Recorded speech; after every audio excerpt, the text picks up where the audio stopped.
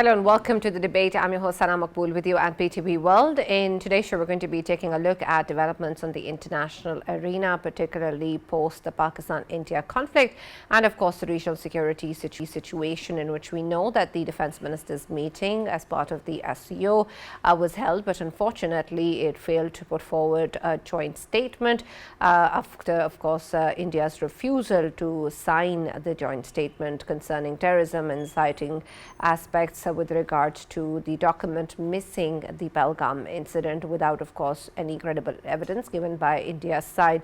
While Pakistan, of course, reaffirmed its commitment once again to counterterrorism activities, with the defense minister of the country speaking once again with regards to what activities Pakistan has undergone and the measures that it has taken to fight this menace in the region, and how India is in fact involved in state-sponsored terrorism and terrorist activities along with terror networks and links to terror financing, which is extremely important, and of course puts allegations on Pakistan, including that of the Pahalgam incident, without any evidence. And these baseless accusations were also the basis of the Indian aggression, to which Pakistan responded befittingly.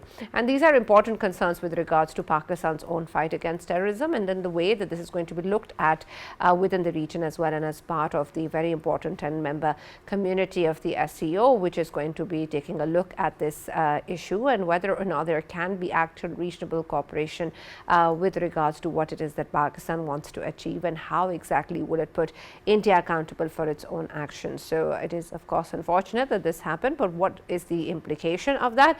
And in terms of the way that different countries are actually looking at India is also very, very important, will be the focus of our show today.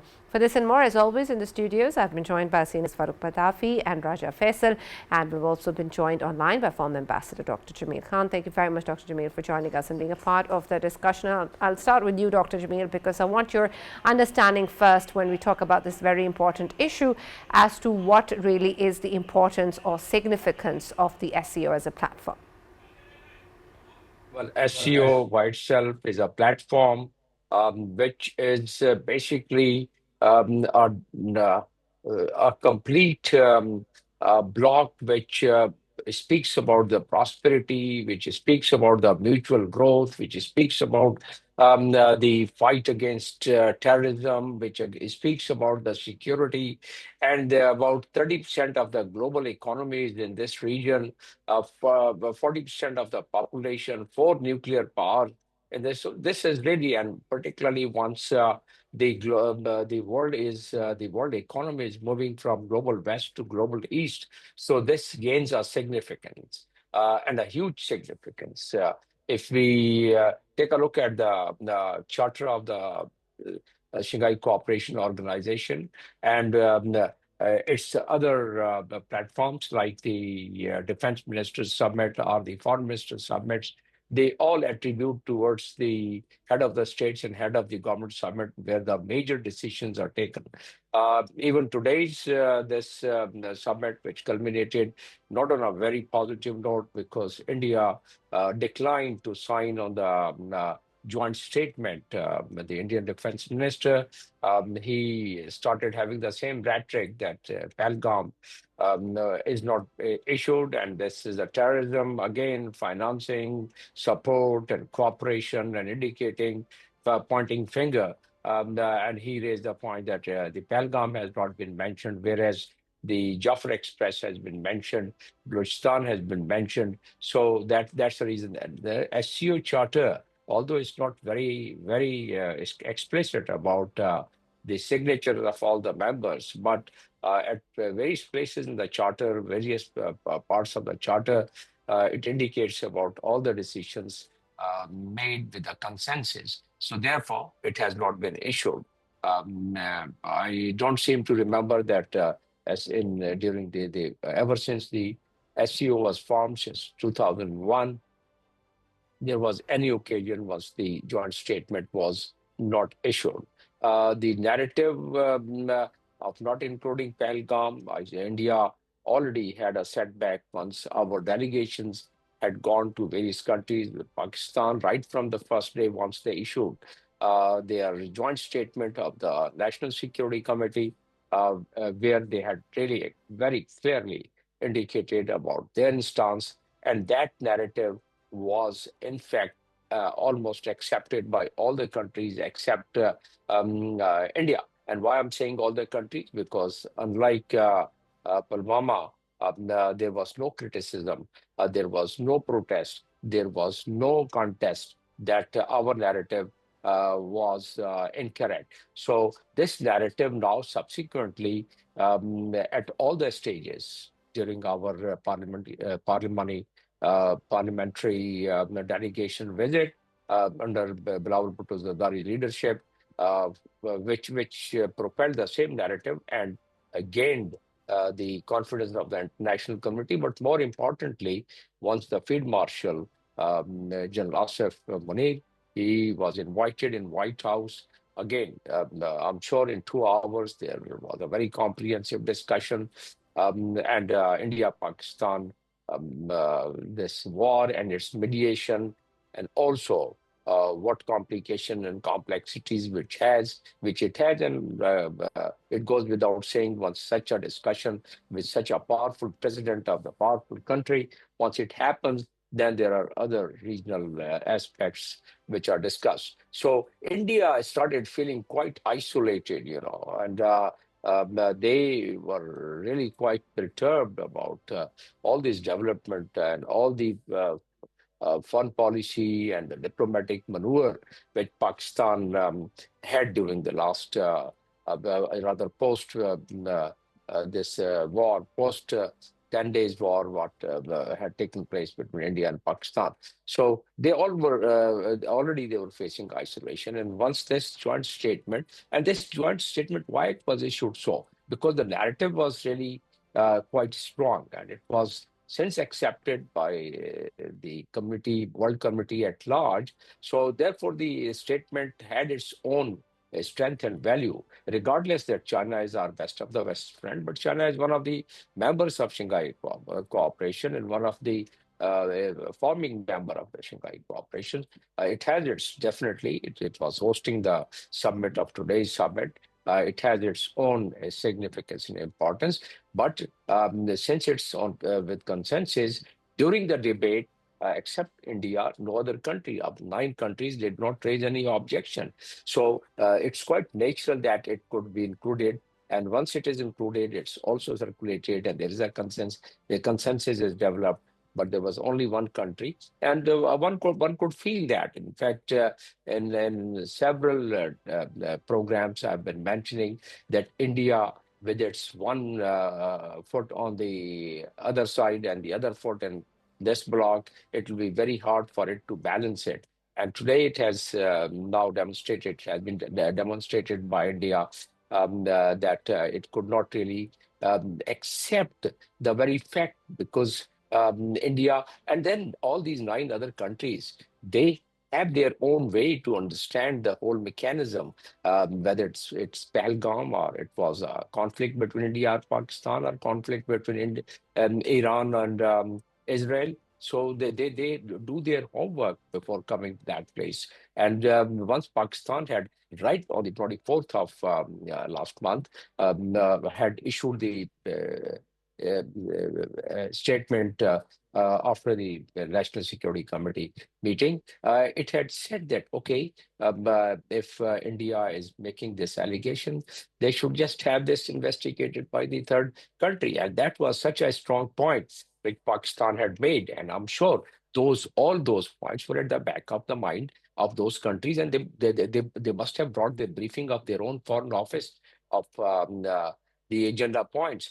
And therefore, they could not really participate in the debate and favor Indian narrative. And this has really resulted into, as I was saying, that in my memory, first time that the joint declaration has not been signed. What does it imply? It implies that India, for the past or post 10 days war, the 4 days war, has not been able to market its narrative, which it has been doing in past. So refusal basically has isolated India. It has not really Yeah. caused any other impact on SCO except isolating India. And if India has the same attitude in SCO obviously they would not be able to continue. Either they will walk out themselves, or SCO would have to really then create that environment that a hostile member cannot be tolerated for a longer period of time. So Russia, China, Kazakhstan, Kyrgyzstan, Tajikistan, Uzbekistan, Pakistan, India, Iran, Belarus, all this bloc. And by the way, some of them are the ECO members also, common members. And ECO members, there are some of the overlapping agendas.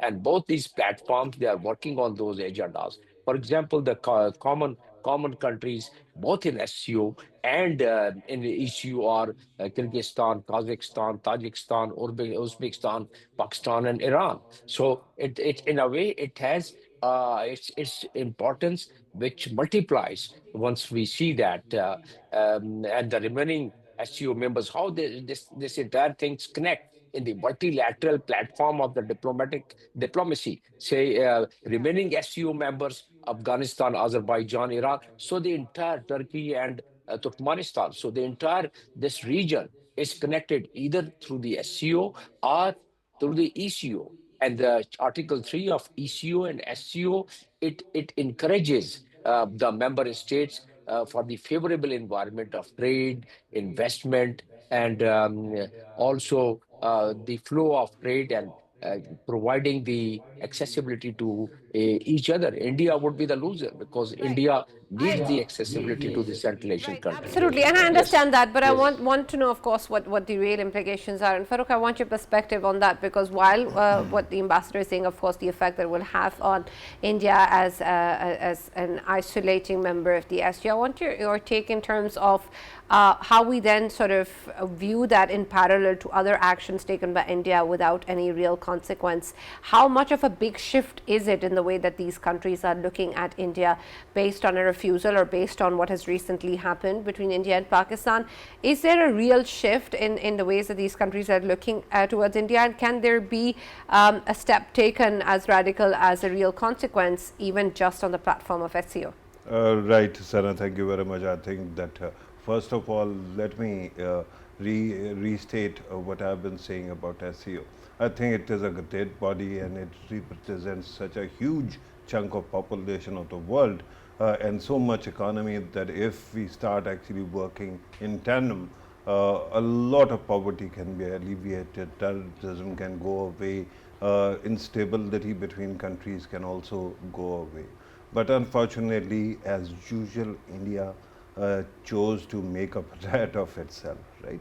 India has this habit because they now, because of the past 11 years of government, they seem to be losing capacity.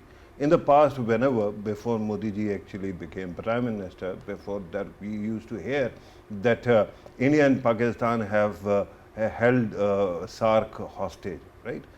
They might have actually neutralized SARC already, but what India has done or by the way, somebody could have said that whatever India was doing might be similar to what they were doing in BRICS after they felt threatened and they had to actually take a step back on behalf of the West.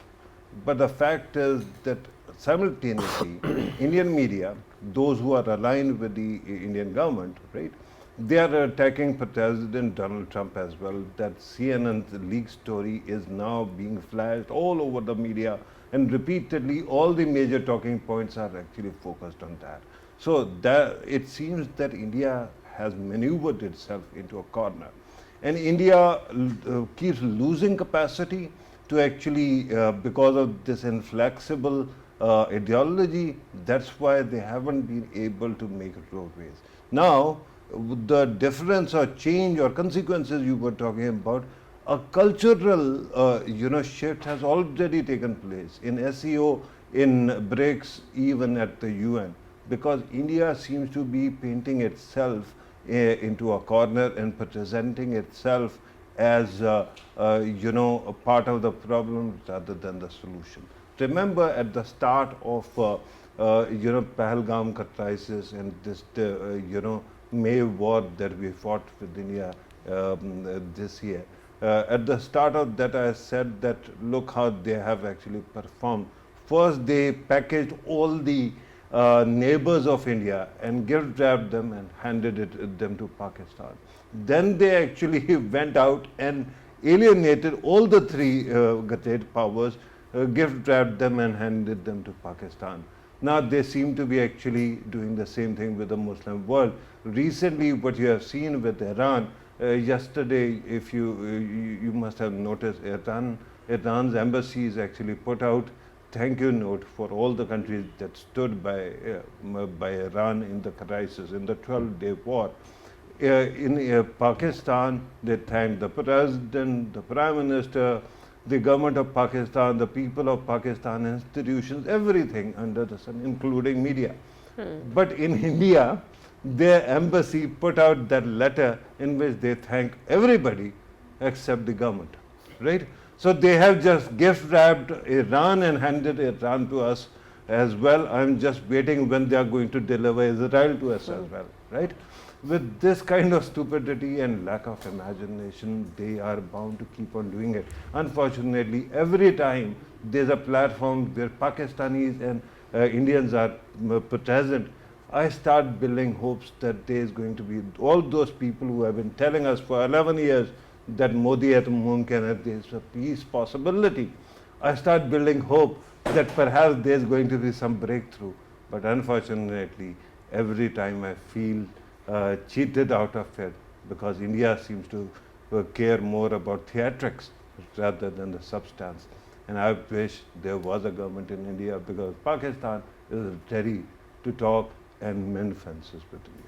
Right. Faisal, your perspective on this too, because when we take a look at, of course, particularly the geopolitical stance after the India-Pakistan conflict, and then, of course, with the recent Iran-Israel war that we saw as well, this is important, of course, to understand how this is impacting the way that the international community is looking at Pakistan, and then, of course, relatively at India. And so I want your perspective too in terms of what real tangible benefits can Pakistan actually leverage from the situation, given its own geopolitical stance post these situations. Yes, Anna, first of all, obviously when we talk about all of these organizations, of course, the essence of their being there is cooperation amongst all of the nations. And of course, if we talk about SCO, is one of the leading in terms of in the region, and it has an impact for the whole world. In SCO, of course, it is expected from all of the nations to cooperate amongst each other. But if we take the example of India, India tend to say that it does not want to have any sort of cooperation with one of the members, of course, Pakistan. It says no trade, no talks. It doesn't want to talk at all. And when it comes to even Pakistan seeking a probe into Pahalgam attack, and even Pakistan said that we are ready to, of course, support you in the probe of Pahalgam attack. Still, what they do is, simply they say that we are the judge, we are the jury, and we have the verdict, and here it comes. And then what happens after that? Of course, the whole world knows about it. And to me, I think India is alienated, India is isolated, and we remember that since more than 10 years of Modi's tenure, the mantra they have been echoing every day, every single day, since the start of the day and till they go to bed, and that was that we are going to alienate Pakistan, we are going to isolate Pakistan. And here is India isolated everywhere. Even if we talk about G8 members, and even if we talk about very recent G7 summit that took place in Canada, it seemed as if they don't belong there at all. Reason being, outside people were standing, of course, demanding for Khalistan in India. Of course, they have many more domains, or many more of the fault lines that were obviously present, and echoes outside, they were all about that. When they were inside, of course, they kept on looking for people who can be hugged, or they love to hug Modi. Of course, the only person we saw was the was French President Macron, and the kind of hug he was hugging with President Modi, Prime Minister Modi, that was, I mean, very uneasy hug, because right after, I mean, very bad publicity to dissolve, of course they didn't like it at all. And overall, in at this hour, I mean, one thing which is not being understood by today's political government, BJPs, that their actions, their aggressive actions against their neighbors are not being liked about by anyone. And they keep on forgetting that while they boast about their population, they boast about their economy booming, they boast about their relations with the Americans and the kind of relations they have right now. Of course, to me, I think even in America they are very isolated. Reason being, if it wasn't so, then they could have been invited to a luncheon as well. But I mentioned this thing on the Indian channel, and I say it here as well, that one thing I really like about President Trump, he likes to have lunch with the victorious people rather than the losers. So he had that lunch in the Oval Office, and now he doesn't want to have any more lunch with the Indians, and the reason behind it is that they are losers. And even in the diplomatic domains, they are losers. Reason being, the only thing they kept on highlighting on every given forum, it was a propaganda run by their own Shrivastava group, and at the same time supported by their Ministry of External Affairs. And if we look at today's BJP's politics, even the politics revolves around hatred against Pakistan, hatred against Islam, and now they have found a new way to persist or promote that hate, and that is related to, of course, women card they have started using, naming their operations like Sindoor, Operation Sindoor, and then trying to gain sympathies by putting two of the officers, female officers, one from the military side and the other one from the Air Force side, and trying to show to the world that we are, we believe in equality, and we believe in, our minorities are given rights and all. But behind the curtains, of course, the whole mechanism was only showing that they are simply promoting hate towards Pakistan. Now world has recognized their stances, and that is why at every given forum they are going, they are not being mentioned at all. And that is why we are seeing that people like Rajnath Singh, whose speeches he delivers to the possessions of political possessions I'm talking about, they are filled with hate. And at these kind of forums, when he highlights that we need sympathies from the world in terms of Pahalgam happened and it was Pakistan behind it, the whole world knows about the truth. I don't know why they keep on knocking around the fake news. Right. Let us also get the ambassador's perspective in. And Ambassador Jameel, I want your take, particularly when we talk about the counterterrorism activities. And of course, the Defense Minister of Pakistan has put forward its own stance, and in the ways that Pakistan has taken a number of measures to fight this menace, and in the ways that India has been involved in these activities within the region. But I want your perspective then in terms of how is the SCO countries and the platform in itself in particular looking at the involvement of a country and its links to terror activities and financing in Pakistan and the region, and the potential threat it poses to regional instability. How are these countries taking a look at the efforts then of Pakistan in this regard, and whether they are going to be supportive of these elements in relation to the kind of spoilers that we see coming in from India?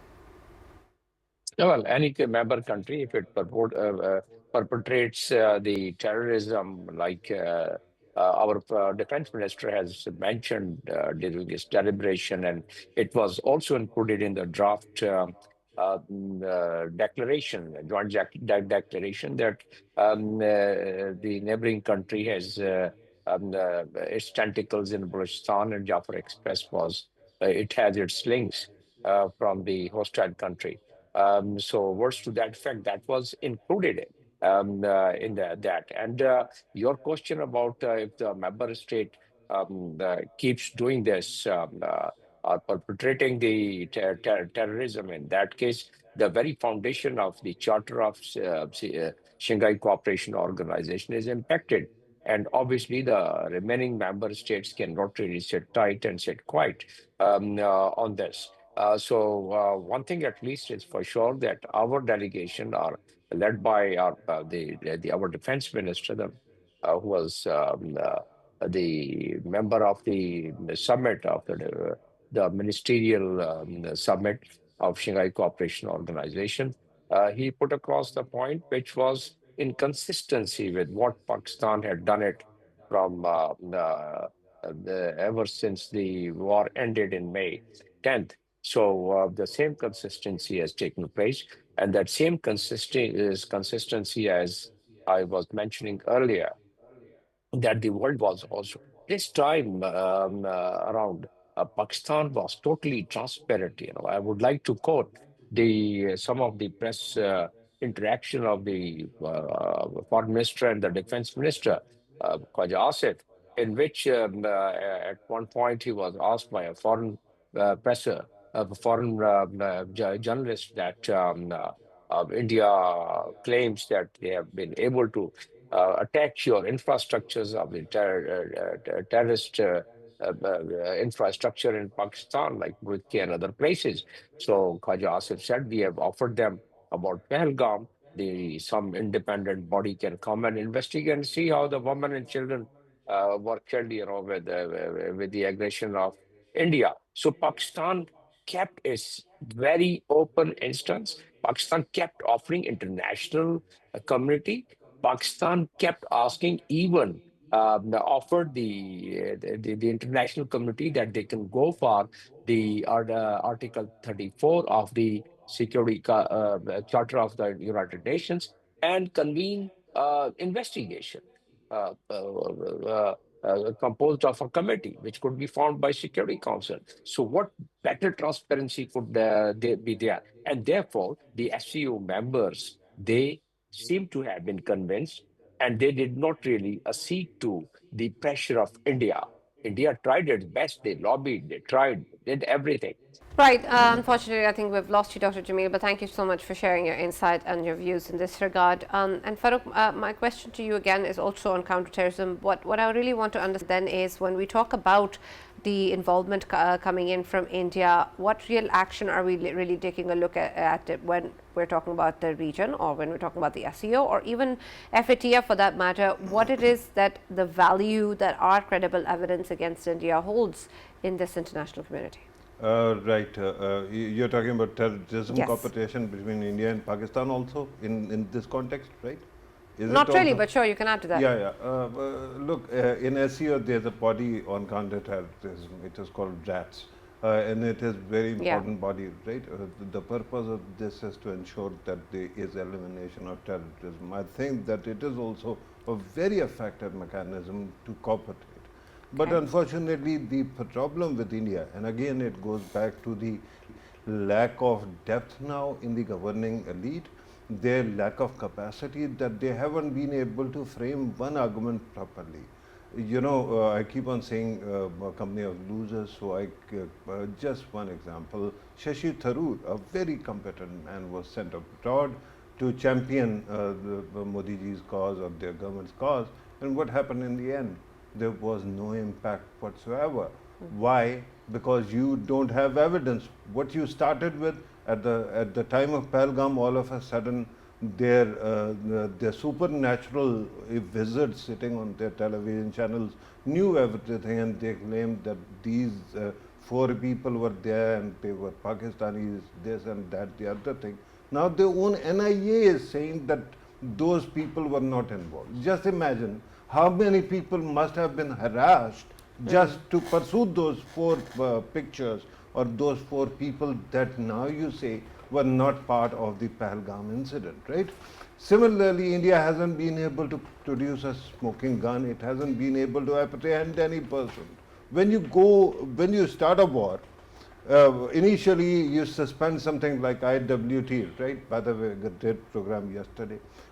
When you suspend IWT, when you actually expel all foreigners of that country that you are targeting without any evidence, and then you threaten a war with a nuclear neighbor without any evidence, and the world community is telling you through media that there is no evidence, right? At that time, if you are going to try to sell this old, churran to the masala to the world is not going to buy it, right? And that has been happening. So India keeps on shooting itself in the foot by its inflexibility. Remember, cooperation can start again. And both India might have concerns, but I know because I'm sitting in Pakistan, Pakistan has great concerns regarding India's involvement in Balochistan with Jafar Express and whatnot we have. And by the way, it was also mentioned in the speech there by the defense minister. We have the Kulbhushan Yadav sitting inside Pakistan confessing to all the crimes. What other smoking gun do you need?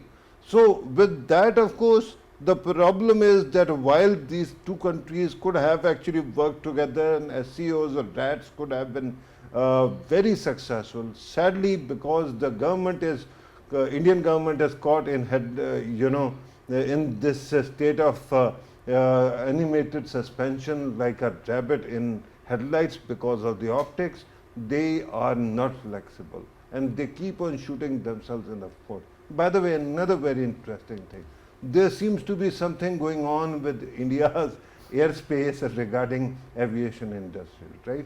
First, we saw what happened to their planes when they fought with Pakistan. Then I shouldn't have brought that in, but I am going to. Unfortunately, there was a plane crash also. Now, a British plane, F-35S, is stranded in Kerala because there was some kind of malfunction when it was near India's space and it is there.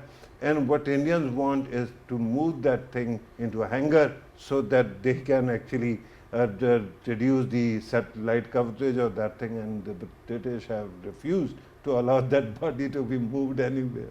So there seems to be something going on with India's aviation industry or whatever they are doing. But sadly, India's imagination, this was the greatest moment. India could have been on top of everything. But because there is this government, and this government which is informed by optics, and optics are also generated by its own worst extremism, because of that, it is a prisoner of its own device and it does not want to allow anybody to move. So the world community, what are they going to do? SCO ambassador sir was talking about expulsion of India. I don't know whether that is a possibility because we haven't seen any example of any country being kicked out of the body. But you can always find ways across around any stumbling block. Yeah. If India becomes a black hole or a black box in the whole situation, then I don't know what becomes of India. But I think that India is not helping itself. I wish they could have reached out to Pakistan and started building peace. We are already here. Absolutely. Ambassador Jamil has joined us once again and wanted to add something. Ambassador Jamil, can you hear me?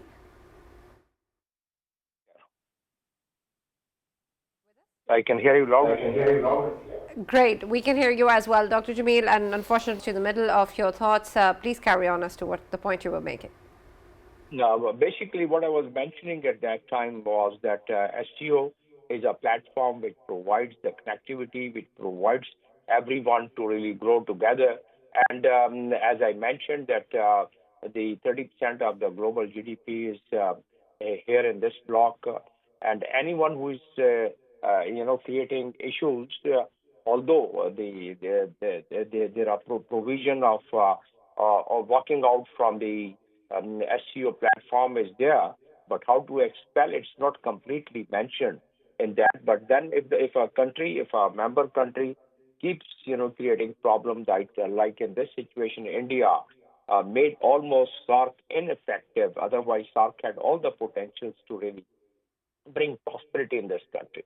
That's one. But India, I don't think is going to really walk away from it, because India knows that if they want to really have their growth, and they have the dream of double-digit growth, which I doubt now under these circumstances, then in that case they'll have to really stay in this bloc, and they understand it quite well that the future lies in this region and in this bloc.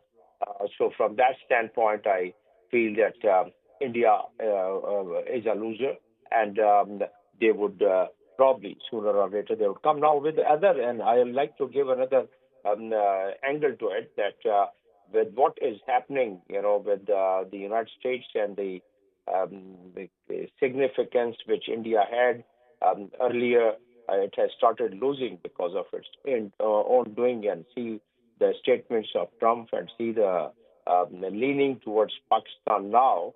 So India understands that now if they lose the confidence of the United States, although it doesn't seem to be happening in the near future, but depending upon India's attitude, that India, as I mentioned in some other programs, also including your program, that any country which propels its foreign policy based on its own, not only the party's agenda, and that too, a party which is radical in nature, and a party which has its Hindutva design, so that they compromise their national security, they compromise their national interest, and that's what the feeling has started in India, that the kind of the foreign policy which BJP government was trying to really evolve has not really worked for them very well, and in the longer run, they would lose platform like the fruits of the what fruits they could draw from the SCO platform, and the way they were having their relations with the United States. If they find that there is some coolness in that, so in that case, obviously, they would not really have that dream of what they've been having Absolutely. in their mind. Yes. Thank you very much, Dr. Tamain, for joining us and sharing your views with us. Faisal, you want to add something before we conclude? Yes, and now obviously when we talk about today's India kind of alienation and isolation, I think it has gone so far now that even the countries having good weapons, having good fighter jets, even they are not ready to give India at the price which is the price that they are using for the others. They just want to give it with the double of the price. Reason being, they know that if it goes into the Indian hands, then they might lose their actual value in coming days when Indian starts using it. So to me, I think India is alienated, isolated, and the biggest problem with today's India is that that the face they used to maintain as a secular state, it is not there anymore at all. I mean, there are statements from their former and existing ministers in which they have been claiming that Muslims and Christians, of course, they are not equal citizens as the Hindus. So this is the kind of state of affairs, and in modern times, a country that runs itself on these kind of ideologies, of course, they are not welcomed. Same is the case with Israel as well. But if we if we check the regional stature of Israel, it is not accepted by all of the countries around it, and of course, if some does do, then that is for many other reasons that they do. Same is the case with India, because it is having that hardliner ideology to pursue, and that is why it is happening. By the way, Adanis and Ambanis, even they are sick and tired of today's state of affairs of India. Reason being, they are businessmen, and of course they know that the favorable environment of the business is when they will be having a government that is cooperating with the other nations and is at good terms with the other nations, especially the most powerful countries of the world. But if this kind of government continues, of course, these kind of businessmen, they are going to lose a lot, though they are considered as sort of frontmen of the same government I'm talking about. But once you have made your billions, of course, now you want to save them billions, and the only way you can do it through that having a government at home that is acceptable to throughout the world, not a government that is playing gimmicks and has a posture which is being considered as very funny. Yes, Farooq. Right, Sana, I very quickly actually wanted to draw everybody's attention to the narrative war that has been going on between India and Pakistan. And it seems at times, because we all are part of whatever is happening, I have actually dabbled deeply into this. I have started feeling, at least for the past 2 years, that defeating India, at least in narratives, is like taking candy from a child. It has become so laughably easy, and I am so tired of A, fighting this war of narratives, B, always winning. So what I want to do is actually urge Indians to show some flexibility. We don't want to win at your cost. We want to win along with you. Just have mercy on yourself and stop making fools of yourselves all over the world. Absolutely. Thank you, Farooq, and thank you, Faisal, for joining us in the debate. As always, that's all that we have time for now. See you tomorrow.